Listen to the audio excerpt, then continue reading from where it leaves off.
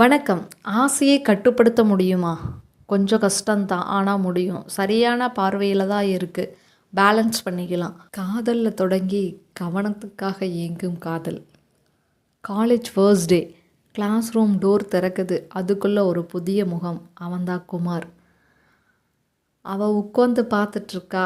அவள் பேர் கவி. அவள் உள்ளே வந்த அந்த நிமிஷம் குமார் மைண்டில் ஒரு சைலண்ட் ஓடுது. யார் இவ? அவன் உள்ளுக்குள் கேட்டுக்கிறான்.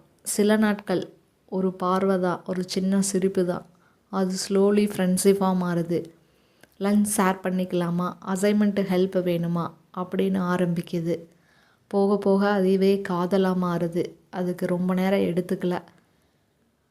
குமார் கவியை ரொம்ப கேர் பண்ணிக்குவான். சாப்பிட்டியா, பஸ்ஸில் சேஃபாக போனியா, போயிட்டு கால் பண்ணு, அது மாதிரியே.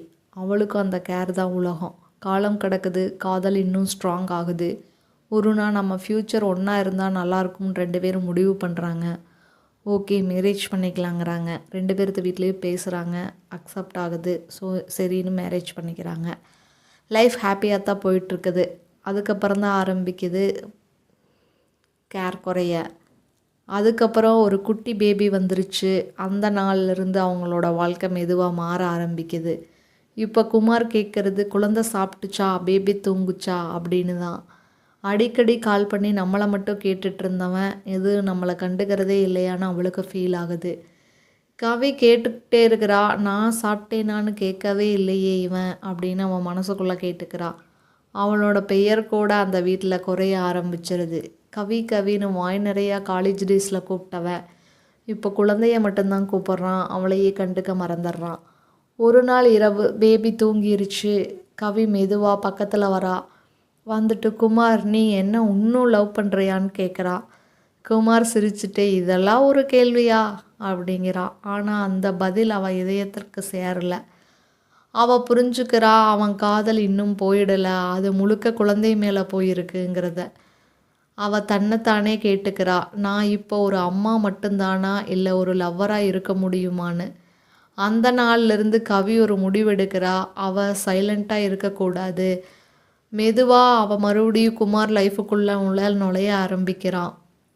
ஒரு டீ நேரத்தில் அவனோட உட்கார்றான். நம்ம காலேஜ் டேஸ் ஞாபகம் இருக்கா உனக்கு, சொல்லுடா அப்படின்னு கேட்குறா. அவன் சிரிப்பு, பழைய ஃபீல் கொஞ்சம் திரும்பி வருது. அவனும் சிலதெல்லாம் ஷேர் பண்ணுறான். அவங்க காலேஜ் லைஃப்பில் பேசுனது, படத்துக்கு போனது அப்படின்னு. அதைய கேட்க கேட்க ஓகே அப்படின்னு இவளுக்கு மறுபடியும் ஒரு ஹாப்பி ஆயிடுது. ஒரு நாள் குமார்